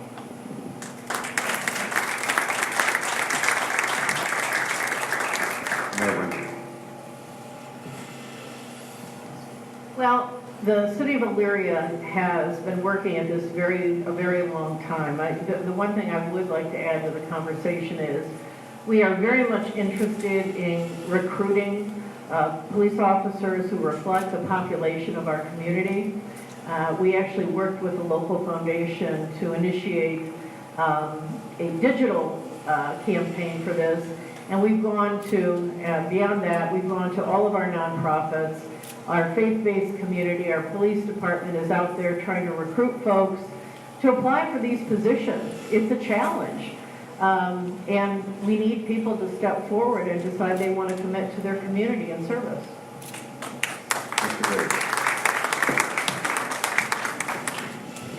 I guess I would wrap up the topic to say that it can't be more stressed how important it is for the police to be immersed in the neighborhoods of our community.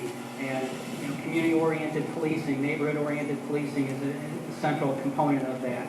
So I think we've been making great strides over many years in that regard, and we certainly need to give the police officers those resources. The body cameras, that should be a key topic, I think, going forward. The city has dropped the ball in not having those.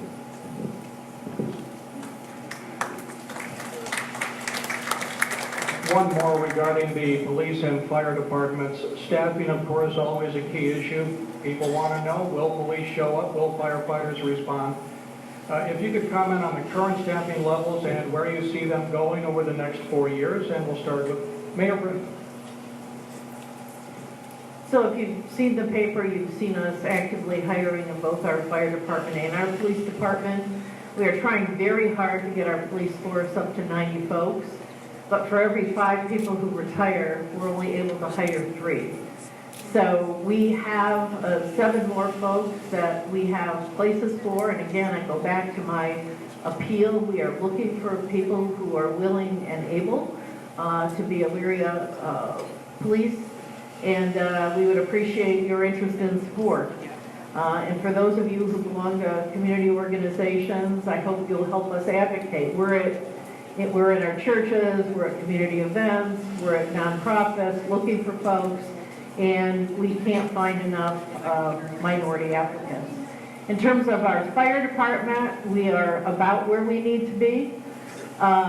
We've put a lot of investment in our safety forces. We have a new review process with university hospitals, with our EMS and our fire departments. It's improved quality, and we think it's working quite well. So our community, our police department, issue 6, we were able to make some major improvements. If you recall, one of the major issues was our cruisers were failing. So we actually fronted some of the money from issue 6, and we're actually able to replace the majority of cruisers, which was direly needed. We had them literally breaking down in the middle of pursuits, which obviously you can't have. So those are being replaced. We also replaced our radio system, a very important tool so that it can be understood across jurisdictions as well as within the city. And the next conversation obviously will be body cams. Mr. Grace? The city of Elyria is no different than pretty much every city in America. That approximately half of our disposable funds, per se, are in the police and fire service. So it's a major part of the resources, financial resources uses of the city. We went through just a somewhat heart-wrenching period when the economy bottomed out through the Great Recession in 2008, and we had to make some major cuts. And I'm quite proud that we maintained all the police department, all the police officers. We ended up closing the jail, ultimately created a partnership with the county sheriff's office to reopen it before I left. But we used we preserved the funds for the police officers because of safety being such a critical component of our city's ability to attract families and business and so on.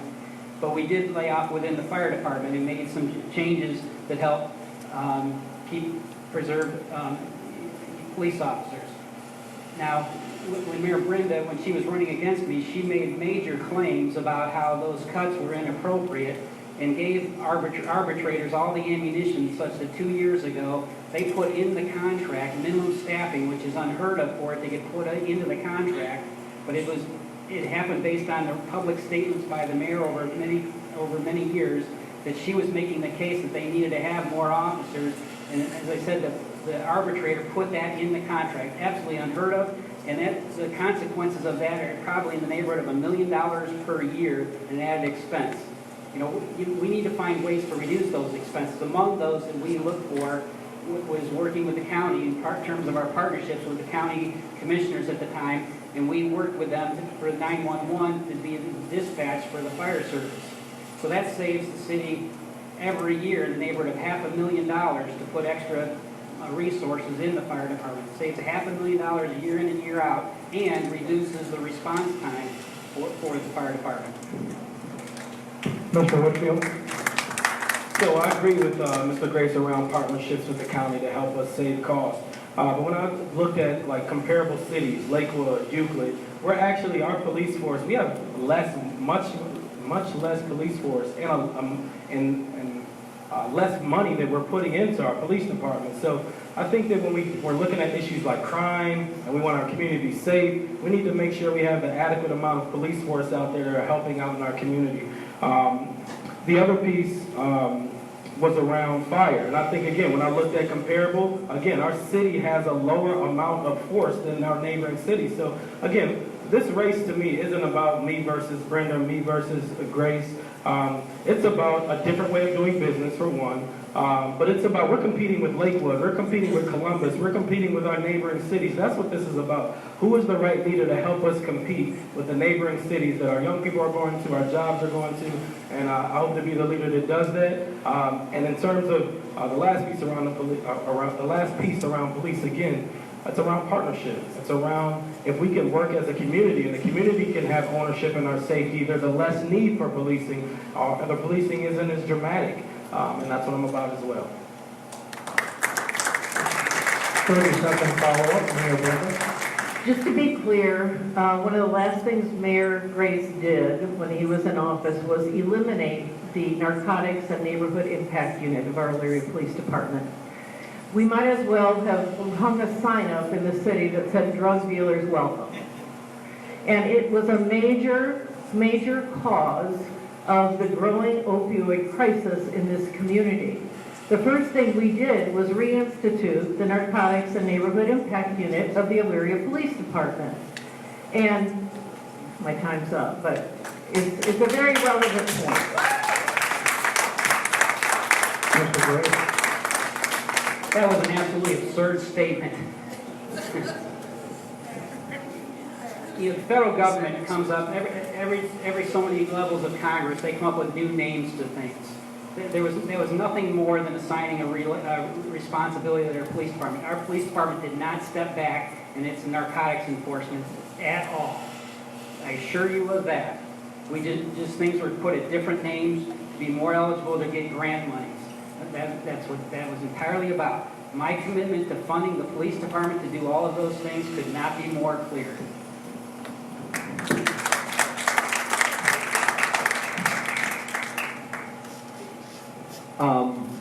One of the key issues that people talk about when you deal with the economy and various other things is finding jobs.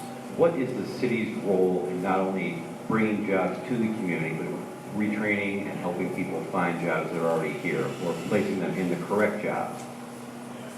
I believe that's you. So yeah, this is my bread and butter. I mean, this is what I did at the Urban League. As I mentioned, we help thousands of people find employment. The one reason why I'm excited about being your future mayor is that, to me, the mayor has the biggest megaphone, the biggest communication channel, the biggest ways to disseminate information than anybody else in the city. And I think there is a huge disconnect between the opportunities that exist and people's awareness of them. So at the Urban League, what we would do is regular job fairs. And I think City Hall could be used easily to host job fairs either quarterly or monthly, where we invite employers in, invite our residents in, and have them interact. I believe that we could do tours of these companies and bring residents to those companies and show them the job opportunities that exist there. So I'm going to use this communication. I think one of the places that I would like to improve on is our website. I know we've been talking about getting a new website for a long time. It still hasn't happened. I'm going to make sure that happens so that we can communicate those opportunities to residents, engage them and make sure they're aware of them, and then help them get the opportunities. I think another big difference between me and the other two is both of the other candidates believe a lot in aesthetics. Like this whole idea of build it and they will come. Of like, if we decorate and people will be interested in our place. My bet is on you all. I'm saying if we invest in Illyrians as people and give them the resources they need to get the skills they need, employers will come looking for us because we'll be the most skilled community in this region. So that's my economic strategy, and I'm hoping to enforce that as I become mayor.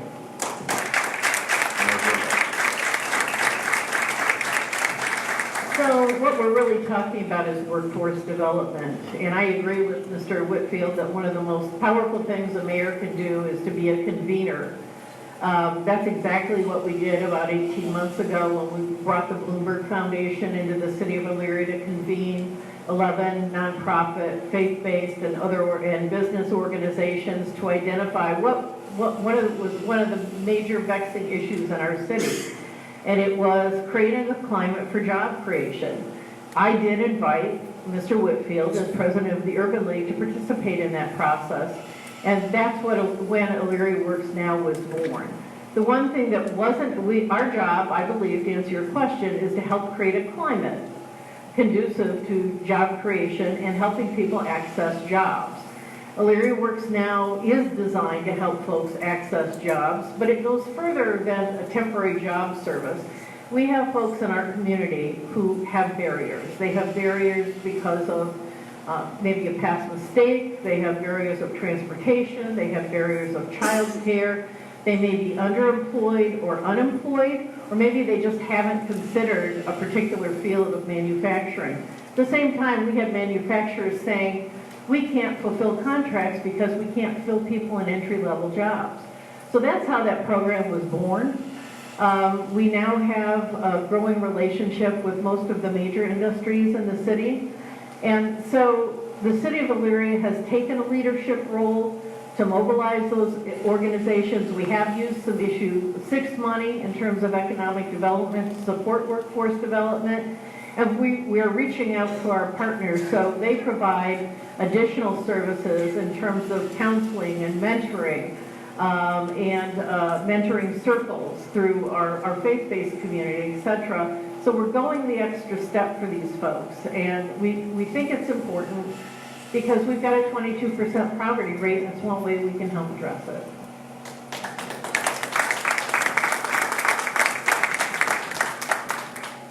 Anything we can do to improve the educational abilities and skills of our residents and our community is important to do. But it shouldn't be ignored the fact that there's the County Workforce Development Agency, there's Lorraine County Community College, there's agencies in our county and our community that this is their core mission to do such. And we need not necessarily to interfere with their efforts on this. You know, our primary, you know, just look around us. We've had, again, this can't be emphasized enough, in the history of our city, 4 companies have left the neighboring communities, 3 in the last 5 years that have gone to North Ridgeville, Avon, Westlake. The common denominators is those are attractive, desirable places that companies, just like people, residents, families, want to be in quality environments. We have to improve, it all centers around making Elyria a quality place to live. If we excel in that, which we are a long way away from, if we excel at making Elyria a high-quality place to live, companies will want to be there. There are thousands of examples. We can see them all around us. We're experiencing them, you know, right now, how companies are leaving to more quality environments. That's what we have to focus on, making Elyria a higher quality place and refocusing, you know, part of how we're going to ultimately do this is using the resources of Issue 6 when it comes up for renewal, to use those funds to invest in the things that are going to make Elyria an exceptional place to live. Okay. I would actually be willing to suspend my answer to my next question. I don't want to spend so much time on this. Again, I think it's about investing in Illyrians.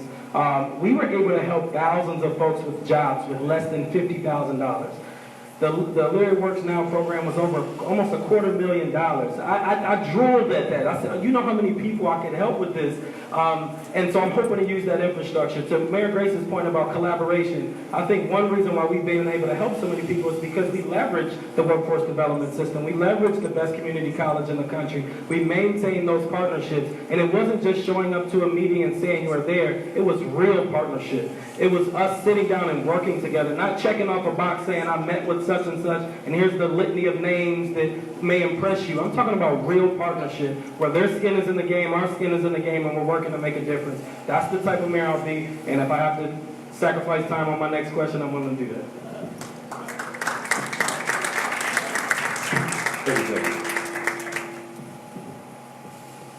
Well, we have leveraged those relationships in the community, and if all that was happening, we wouldn't have had to have created Elyria Works Now. That being said, we're very good. I just want to address one thing, because the city of Elyria is very good at partnerships. We have 8 very active partnerships. We have been working with larger workforce development organizations, but our metro parks have resulted in the improvements of Elywood and Cascade.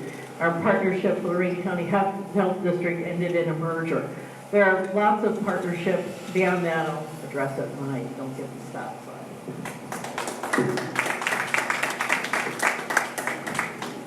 The policies that we had when I was in office was upping the standards of Elyria, being a more inviting place, and it created a level of confidence that companies stayed. Equity Trust, who has since moved to Westlake, built their headquarters in Elyria at the college. Ross Environmental Services built their headquarters in Elyria. Church of the Open Doors School and church annexed into the city of Elyria. The unemployment rate in Elyria compared to the state of Ohio over the 12 years while I was in there, Elyria's unemployment rate was below the state of Ohio's average. Under the last 8 years, Elyria's unemployment rate has been above the state of Ohio's unemployment rate. We got a little bit out of order there. The next question is for Mayor Grace. Talked a little bit about workforce development here. Brad and I came up with these questions individually, and then we reviewed what we wanted to focus on tonight.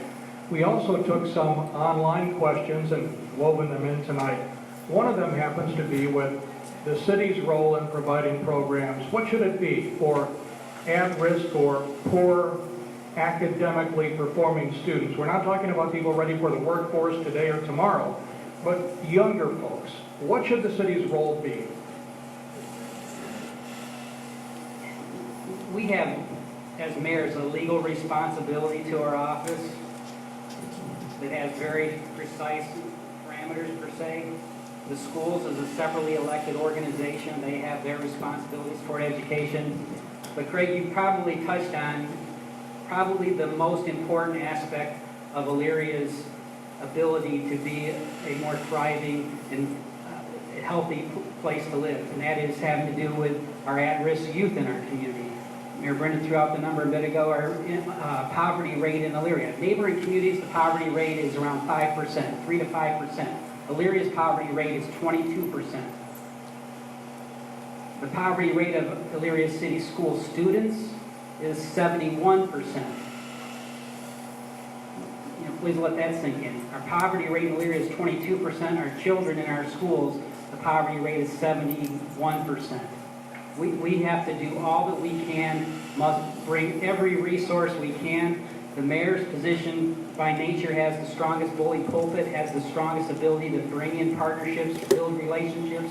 I built my entire time in office at excelling at bringing in those relationships and resources, identifying with the school. We all see on 60 Minutes and Time Magazine articles, there are school systems and schools all over the country that break those barriers. They're able to turn districts and schools that have similarly rates of poverty within those school districts and are able to turn them around. It's rare, but it happens, and Elyria needs to be one of those communities. And clearly, among everything else we do, that would be one of my top priorities is working with the schools, working with resources throughout our community to apply them to make our at-risk children give them the greatest opportunity to be successful. Thank you. Mr. Whitfield? So my first job when I was 15 years old was a mentor and tutor at Save Our Children. The first thing I learned how to do in terms of employment was help young people. So that's near and dear to my heart. As I mentioned, my wife and I are raising 3 daughters in this city. We know how important it is to make sure young people have things to do outside of school. At the Apple Festival, there was a lot of griping about the teenagers there, but my thing was, what are we giving them to do? If we don't give teenagers something to do, they're just by nature, they're just young. They're going to do something that's probably not that smart. So we need to be able to support them. So how I am going to do it as mayor is build upon. I think Mayor Brinda has laid a foundation with the Reach and Rise summer camps. That can be year-round. So I'm going to bring those partners back to the table and say, hey, how can we create a shared vision for our city, for our young people? How can we share resources? How are we going to measure our impact so we're just not having a good time, but young people are actually seeing a difference in their lives? And to continue to build on those partnerships to make sure our young people are progressing. And working with our churches as well. I think our churches are a huge asset to us. You got people who are willing to do things out of just sheer passion and concern and care, not with extra money having to go out. They'll do it because their congregation cares. I think we see that with some of the Main Street churches getting involved. So making sure that they're at the table, creating that shared vision with the community organizations and churches, and getting the work done. Mayor Brinda? Sure. So one of the first things we heard when we got into office was that there weren't enough healthy alternatives for our kids outside of school. So as a convener, one of the first things I did was bring together the nonprofit and faith-based communities to create what we call the Partnership for Elyria's Youth. The partnership has been able to provide low-cost and no-cost programming for children in the city of Elyria aimed at children who are at risk. But it's grown beyond that. Our philosophy internally is that our Parks and Recreation Department is now working with various organizations. We've opened our rec centers up to after-school programming, which we think is very helpful to our children. And of course, our close affiliation with the Elyria City Schools and doing whatever we can to improve the educational climate for our kids. One of our very strong partnerships has been with the Board of Education in this school construction project. We've been able to lower construction costs, and we're currently working with them to help redevelop property that's going to be freed up as a result of the school construction. So again, I think there is definitely a place. It's true there is a line drawn between fiduciary responsibilities between the city and the schools, but there's certainly plenty of opportunities for us to collaborate. You know, the quality of life issues in the city of Elyria have become exponential. Every year, through the Mayor's Office on Volunteer Engagement, we raise over $250,000 to help support things that you might not otherwise have. So we support family-friendly activities like fireworks and concerts and summer camps and some of this programming that we've talked about, and emergency services for our residents. So these all matter. Schools matter too, and we're working with them. 30-second follow-up, Mr. Gray. Yeah, I would say we can't do enough in terms of the extra programming and bringing resources together. Can't say that enough. But going back to the issue of, from an economic development perspective, we need to improve the quality of our city. That applies to the youth of our community as well. The higher quality of our community in terms of all the amenities with park and recreation facilities and other amenities, those are things that we as a city need to invest in to encourage, you know, families that are going to be more nurturing to their children, that we can, you know, work with them to help be a better environment for their success. Mr. Whitfield. So this whole thing about drawing a line between schools and the city, when you can ask any real estate development person, one of the first questions people ask when they're thinking about a city is, how are the schools? So as mayor, we can't afford to act like that's an issue over there and we handle our business over here. I'm proud to have a great relationship with the superintendent, Ann Schloss. We've already talked about some ideas around what we can do as a city to have, again, a shared vision. And us as a community, the big call for us is for us as a community to step up and not treat our young people like they're those people's kids, but our children, because they're a part of our future here in the city.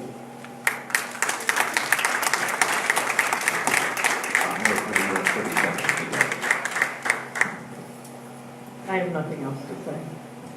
Okay then. Well, we are going to move on to the final part of the program this evening, which is going to be closing statements. We appreciate you taking the time to answer our questions.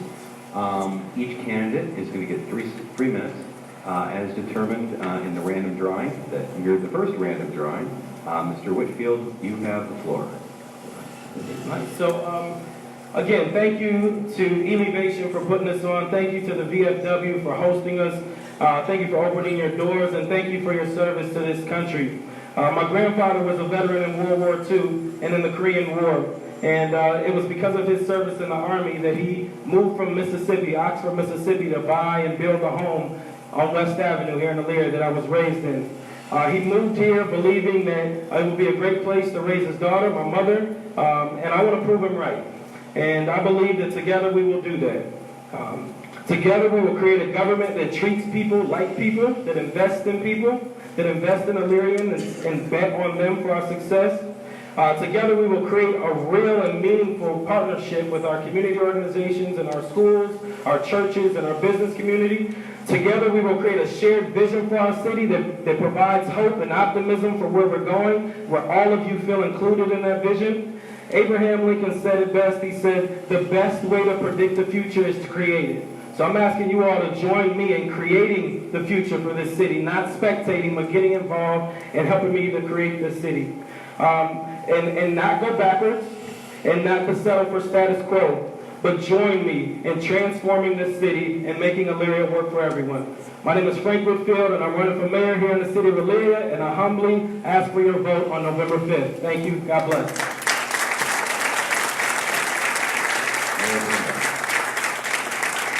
Thank you again to all of our candidates, sponsors, moderators, and attendees. I hope you leave with a clear understanding of the significant progress that we've made and a sense of the urgency about what's at stake. It's taken 8 years for the Brinda administration, city council, and partnering organizations to take the actions that are currently contributing to the very positive momentum in our community. When $400 million of public and private investment is happening in Elyria, it's not time to make a change. You're experiencing steady, proven leadership at the mayoral level that continues to demonstrate the ability to get things done. We're working well with City Council and our community partners, and constituent support continues to be high. The end result, new investments in our infrastructure, parks, new and existing businesses, our downtown, Midway and Chestnut Commons areas, our neighborhoods, our schools, our library system, and our safety. This level of synergy did not exist during the former Grace administration, so it is unlikely it will continue if voters choose to go back in time with the former mayor. Since leaving elected office, Mr. Grace has not demonstrated the ability to rebound and achieve in the public or private sectors. Moreover, while my other opponent, Mr. Whitfield, may be well-meaning, he has much to learn before he's ready to take the helm of a $106 million public organization. He's held one leadership role that he no longer holds, has no previous elected office experience, and offers no concrete action plans to accomplish his goals. Elyria is the 14th largest city in the state, and it should not be a training ground for a mayor. Let me say that again. It should not be a training ground for a mayor. Even with 12 years of previous elected experience and almost 30 years of both public and private work experience in large organizations in leadership roles, the job of mayor is still challenging. Every day I'm tested to put my earned knowledge and experience to work in the areas of finance, organizational and workforce development, planning, resource development, consensus building, and more. Illyrians need to decide who's best to equip to continue the forward momentum we've already worked hard to achieve. Is it a former mayor who already had 12 years to show what he could do? Is it the enthusiastic newcomer who is making promises without substance? Or is it your current mayor? Of course, I'll argue it's your current mayor. To keep the best momentum going is the vote for the person who helped create it. With your continued support, your mayor will continue the progress by building on the foundation we've so carefully laid. The Brinda's administration is leading the city's positive change and is working with community organizations to help them make positive change. Let's keep it going. Again, I humbly request your continued support and vote on or before November 5th.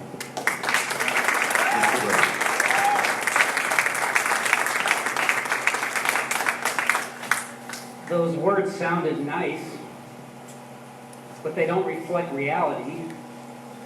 You know, the mayor speaks of $400-some million worth of investments, speaks about new schools, new sewers, new library. She has essentially nothing to do with those. Schools made the case to the community to raise, for you to vote for the property tax to build the new schools. The library did the same for the new library.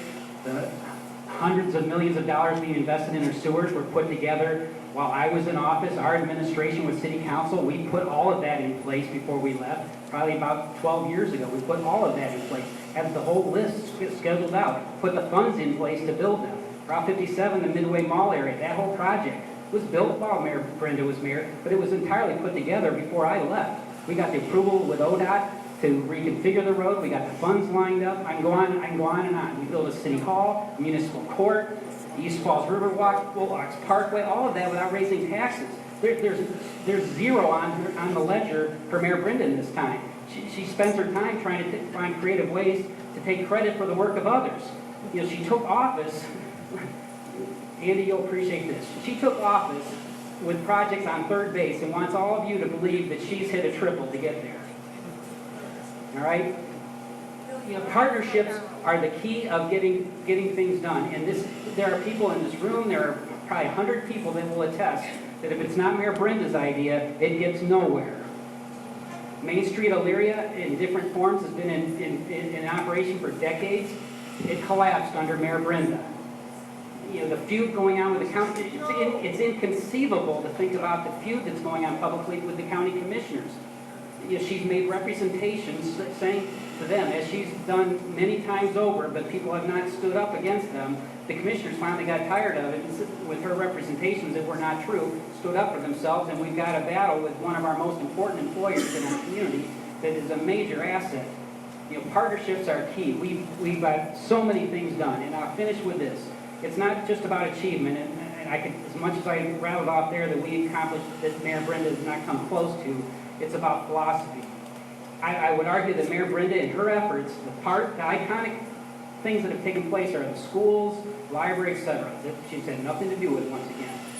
The key is we've got to build our quality of our city. We've got to be more inviting to families. We've got to be more inviting to companies. We've got 3 out of 4 in the history of our company, major companies, leave Elyria under Mayor Brinda's watch. What does that tell you about their confidence in the city of Elyria under Mayor Brinda's leadership? It says, no thank you, we're going elsewhere. So I stand before you with a 12-year record of great achievement. Nobody loves this city more than I, and that's within a room of people that love our city. I respectfully ask for your consideration in this vote, in this election next week, and I would appreciate that opportunity to serve you again. Thank you. All right, I want to thank the candidates again. We're going to turn things back over to Dave Root and Brandon.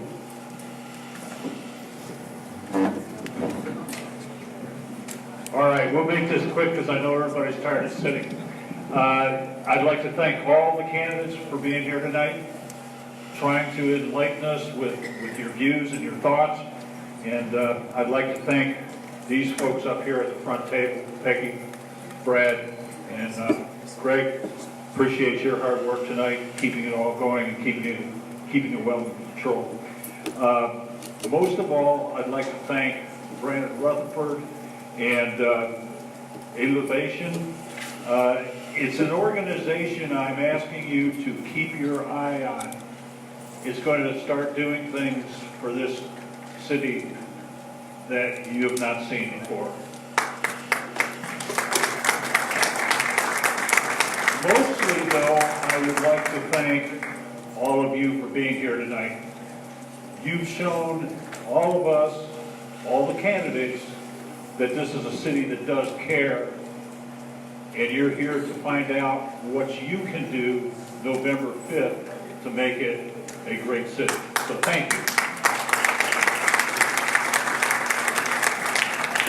I hope you did gain some knowledge tonight that'll allow you to go to the polls and make some good choices.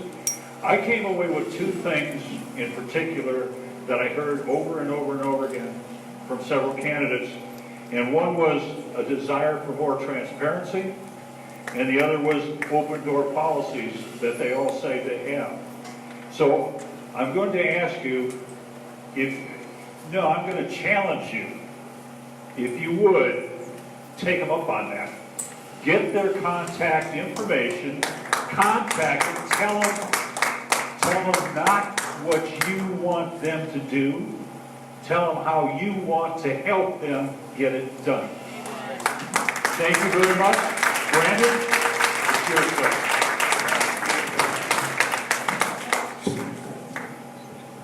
I'm just going to go down the list. I want to thank, first and foremost, everybody for coming out and everybody watching at home. I also want to thank the candidates, both you 3 and everybody else who came up here earlier.